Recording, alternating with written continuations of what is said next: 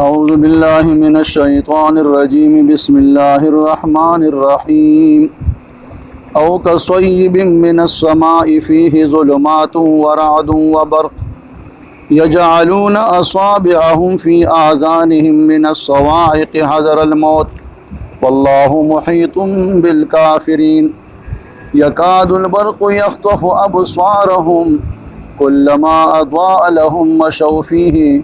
وإذا أظلم عليهم قاموا ولو شاء الله لذهب بسمعهم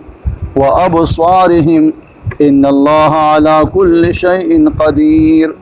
سبحانك لا علم لنا إلا ما علمتنا إنك أنت العليم الحكيم. دین روان دی آیات مبارک اللہ تعالیٰ دا منافقانو د منافقت ذکر وکړو. منافقان هم دوه ګروهونه دي. یو خالص منافق دی چې دغه په لکه بالکل کفر راسخ شوی دی، او یو هغه منافقین دي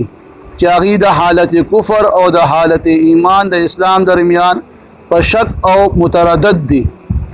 نو روان دي چې کوم بیان او شو پای کې دا خالص منافق بیان وشو. اوس په دې آیاتونو کې د هغه منافقینو بیان دی چاغي متردد دیا په شک او کی مبتلا دي د حالت کفر او د حالت اسلام درمیان د شک په حالت کې دي. الله فرمای او کصیب من السماء. اوس الله دغه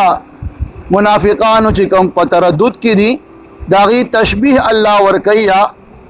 چې دا او کصیب من السماء او معنی چې کوم یا او یا ته اور معنی دا چې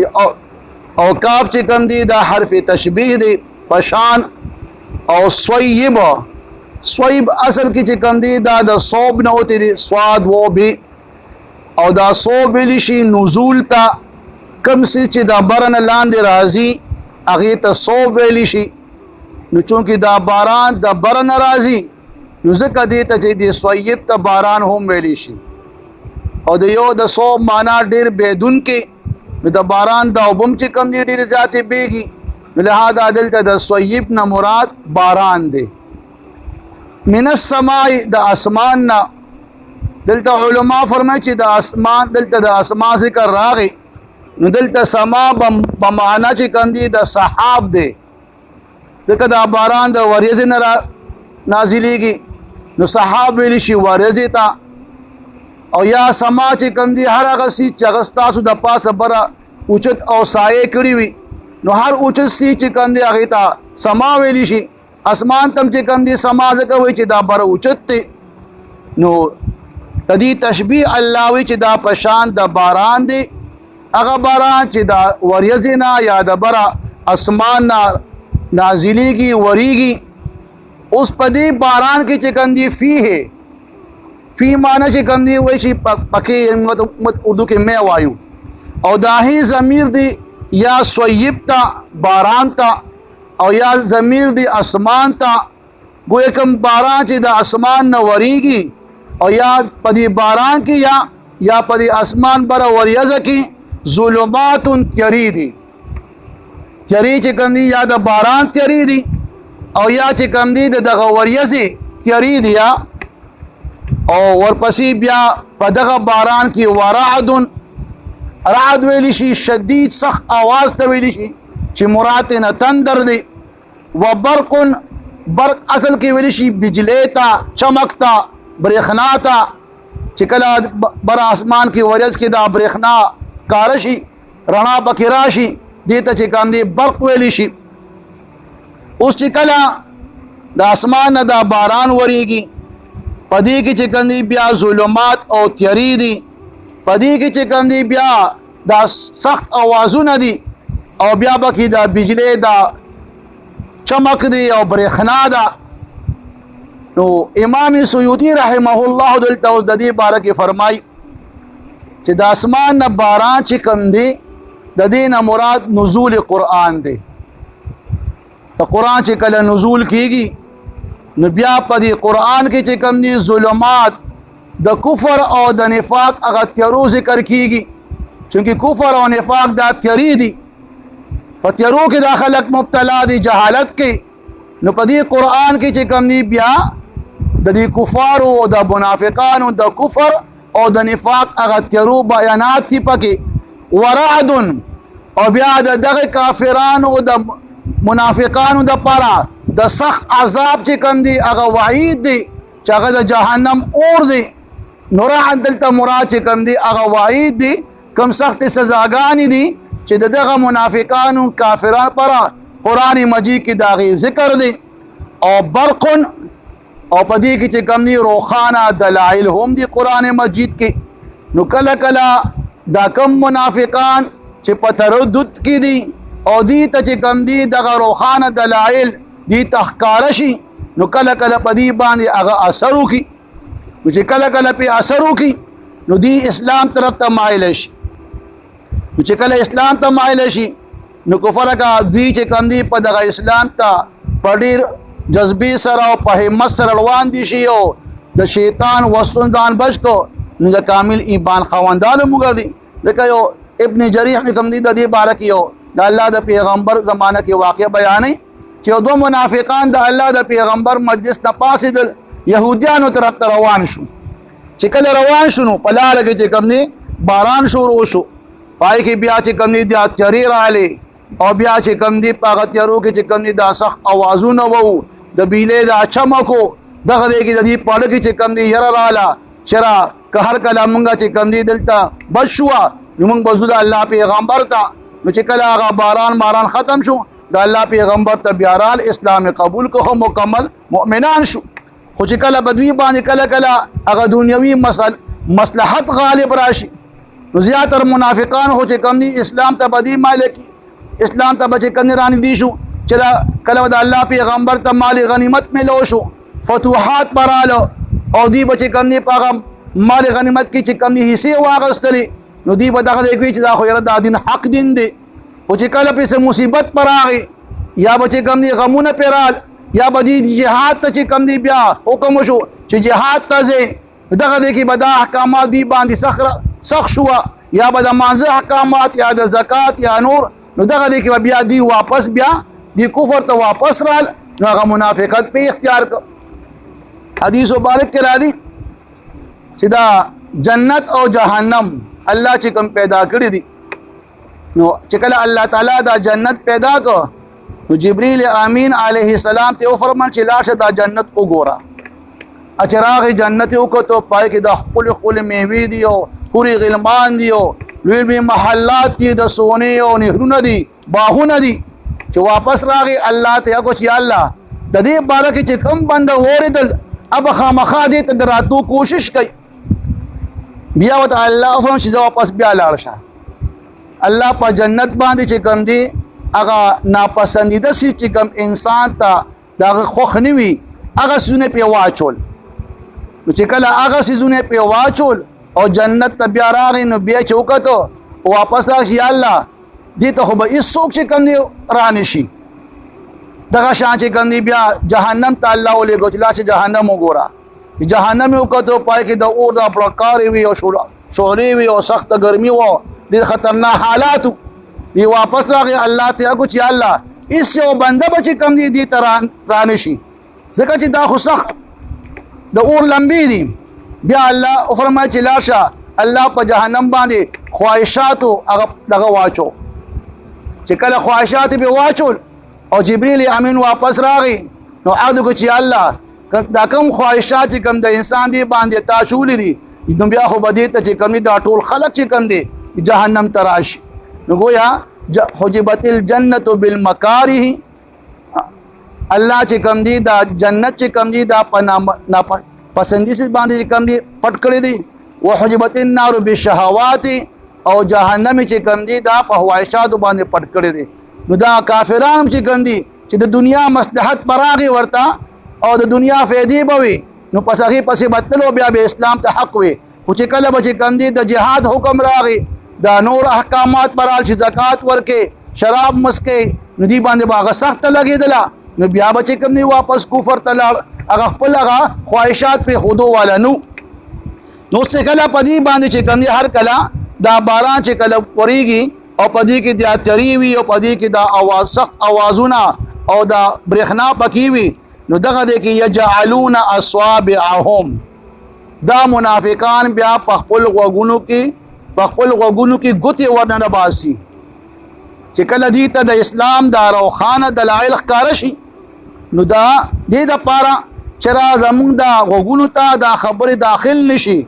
او بیا به چې کوم دي خپل بیبیانې خپل بچي به هم وښله چې دې ته غوږ مه ږدئ په غوږونو کې چې کوم دي ګوتې ورننه باسئ که دا خبرې ستاسو ته لاړې تاسو خو بیا اسلام قبول کې نو دغه دی کې به دې څه کول یجعلون اصابعهم فی آذانهم دی به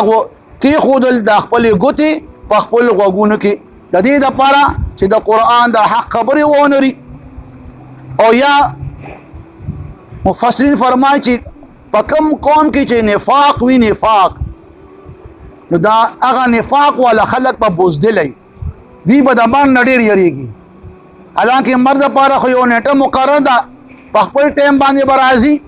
نو چې کله په دې اسمان کې به دا تیارې په دې باران کې به تیارې شولې او دا سخت تندر اواز به راغی او برېښنا به راغله نو دی دغه دی کې بیا دا ګوتې به کېښودلې په خپل غوږونو کې د دې دپاره من الصواعق صواعق هم چې کوم دی دا ویلی شي هغه سخت اواز ته شدت اواز ته او یا صواعق چې کوم دی دا صاعق نه ہوتے دی بېهوشۍ ته ویلی شي چونکه په دې سخت اواز سره انسان باندې چې کوم دی بېهوشي هم راځي کله کله زړه چې کوم دی وشلېږي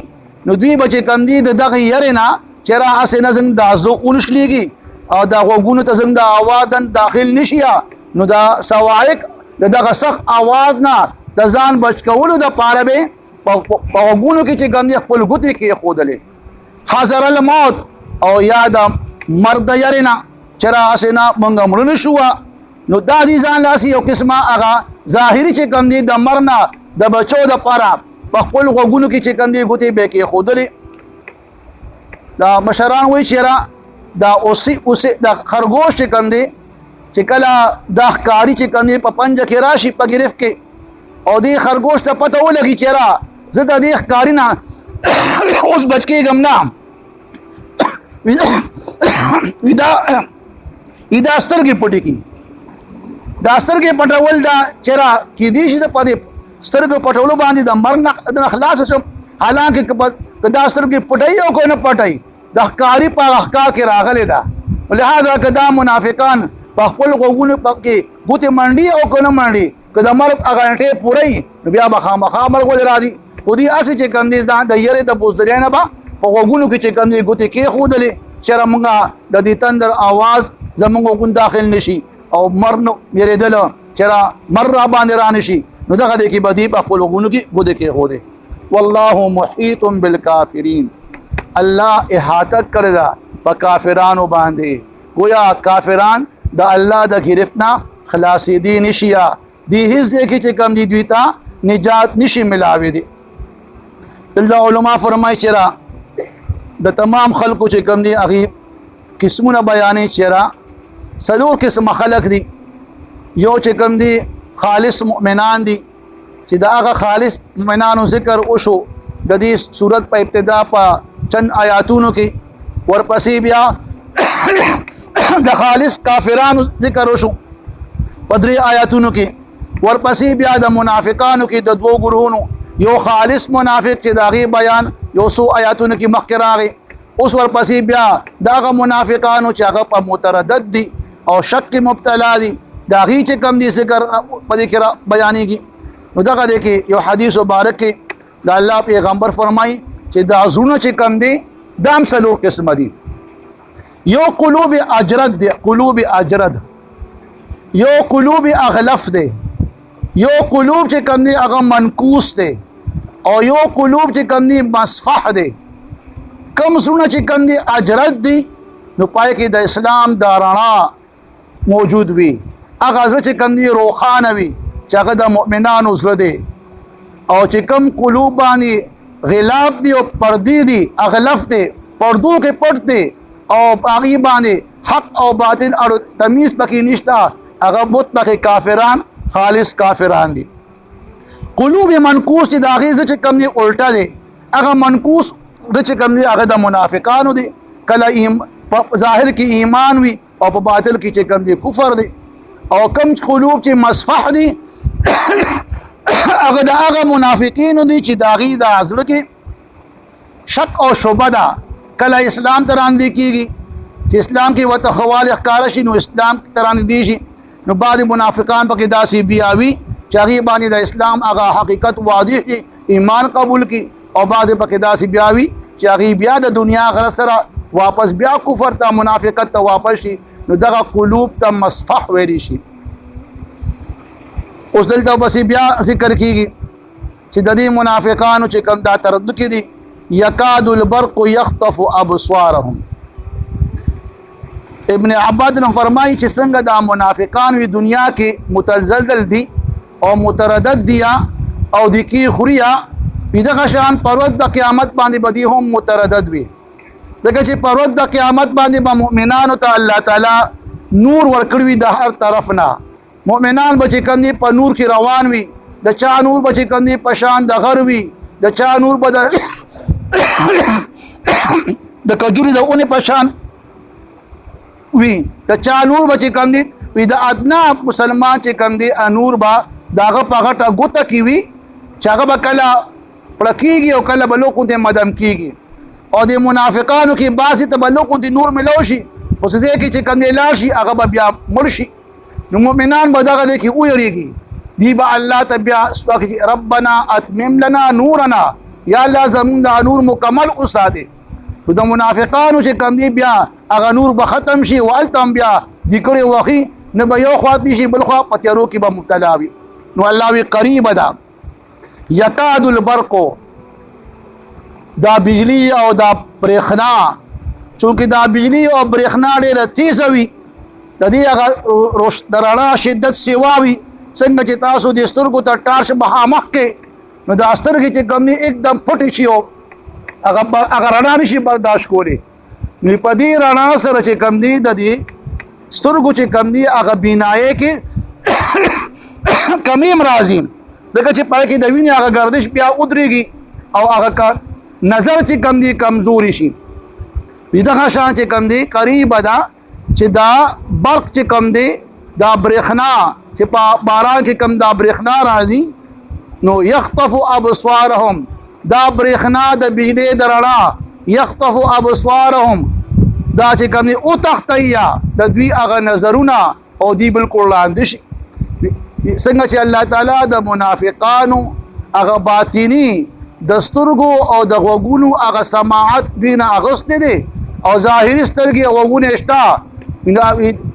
دلته دا خطره هم ده چې الله تعالی ظاهري د دې د سترګې واخلي او بالکل چې کوم په ځای باندې وړاندې شي بیا رسوي نه چې ظاهري کې کوم څیز ویني هغه مته بیا ښکاري نه د دې د منافقت په وجه باندې نو کلما اضواء لهم مشوا فيه نو چې کله دوی ته رڼا حاصله شي دا برېښنا راشي او په هغه رڼا کې چې کوم دي دوی وګوري نو دوی ته لاره ښکاره شي نو بیا په هغه رڼا کې دوی څه کوي مشوا فيه بیا په هغې کې دوی تل شروع کړي ګویا د اسلام رڼا ورته ښکاره شوله نو د اسلام دپاره چې کوم دي په کې کمې فایدې وي د هغه فایدو حصول لپاره چې کوم دي دنیاوي فایدې پکې موجود وي د هغې تلاش روان شي واذا اظلم عليهم او چې کله دوی باندې تیاره راشي گویا دوی باندې سخت احکامات راشي جهاد ته تلل وي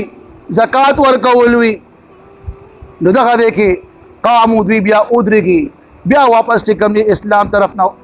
کفر ته منافقت ته واپس شي نو ولو شاء الله لذهب بسمعهم وابصارهم وی کچره الله غوښتې وي نو خامخا به الله سلب کی د دوی د غوږونو ظاهري او هغه ظاهري چې کوم سماعت ته چې را اسی خودي اورېدل کوي خو دغه حق اورېدل خو الله ته بالکل اغستې وي خو لیکن هغه ظاهري اورېدل به هم الله د دوی نه ختم کړي وابصارهم او هغه ظاهري دل چې کوم دی هغه هم الله د دوی نه واخلي ځکه چې الله ان الله على كل شيء قدير بشک الله پاسیز باندې قادر دی چې څو غواړي کولی شي که چاله سو ورکي اومداغه خوخه ده که چانه سو اخلي اومداغه خوخه ده دغه هغه قدیر ذات دی قدرت په هر شي باندې لري نو الله دا قدرت لري چې د دوی هغه باطنی هغه چې کم سماعتو کم بصارتو هغه خو ته هغه دی خدا ظاهری چې کم سماعت او بصارت ته هغه ته الله سبب کول شي اغستی دلته حدیث مبارک کې راځي دا الله د محبوب پیغمبر دا طریقه وا چې کله به دغه شان باران شروع شو تندر به برېښنا به دا الله پیغمبر به یو دعا وختله چې اللهم ربنا لا تقتلنا بغضبك ولا تهلكنا بعذابك وعافنا قبل ذلك یا الله مونږ په خپل غضب سره مو وجنې یا الله مونږه مهلاک کوي په خپل عذاب سره او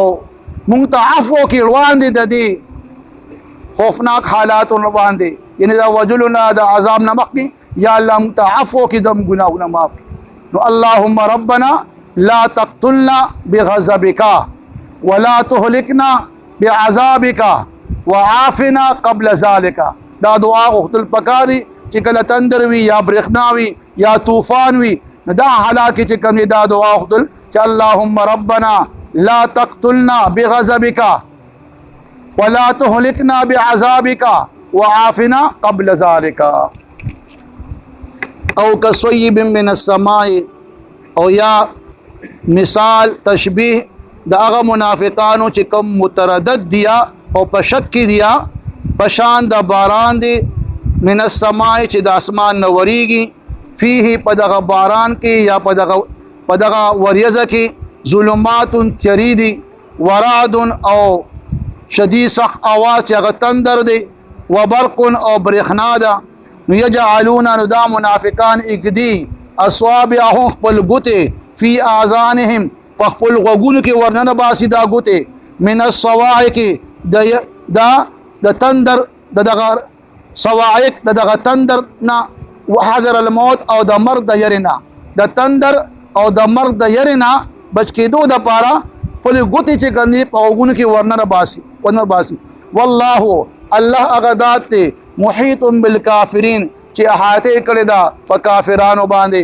یکاد البرق قریب دا چې دا برېښنا یخطف ابصارهم او تختی د دوی دا نظرونه کلما هر کلا اضواء لهم چې دغه برق او دغه برېښنا رڼا کی دوی ته نو مشوفیه نو دی پاره کی بیا تل شروع کی پارړه کې لاره تو احکار شي و اذا ازلم عليهم او هر کلا چې تیار شي په دوی باندې نو لار وته نخکاری نو قامو بیا ادری کی پسې باندې نو ولو شاء الله کچر اوغواری الله تعالی لذهبا نو خامخابوتلی بوي بسمعهم د دوی هغه ظاهري سماعت د غوږونو و ابصارهم او د دې ظاهري هغه بصارت د سترګو د دوی ان الله بشک الله تعالی على كل شيء قدير په هر شي باندې قادر دی او قدرت لرونکی ذات او كصيب من السماء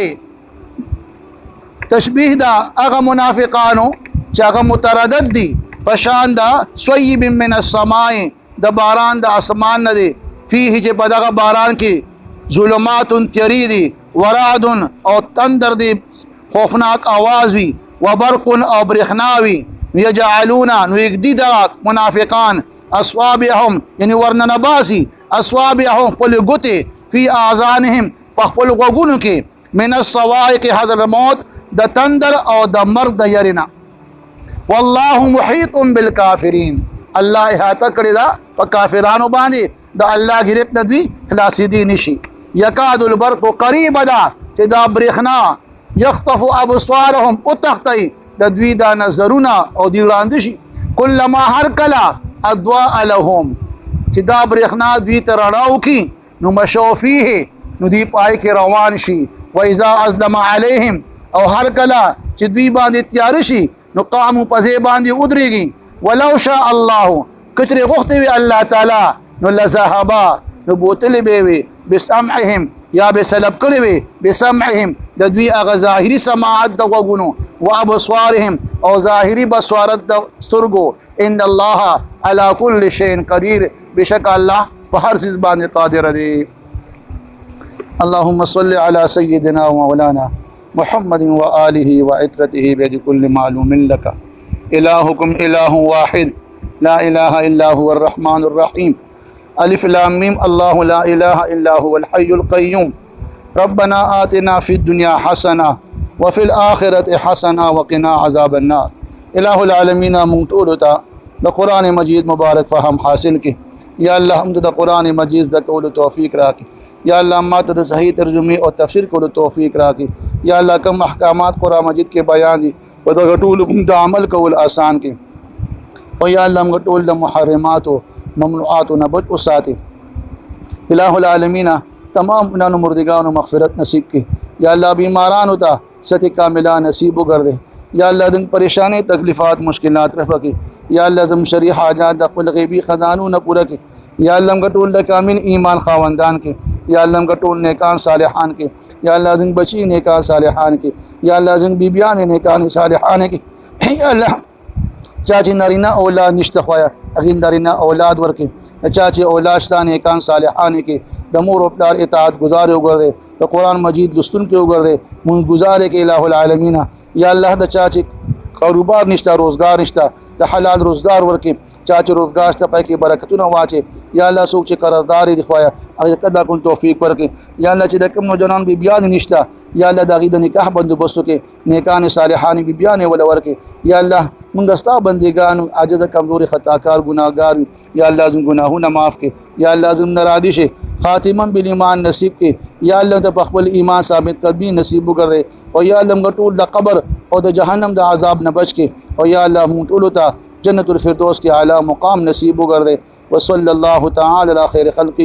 محمد و آلہ و اصحابہ اجمعین آمین برحمتک یا ارحم الراحمین.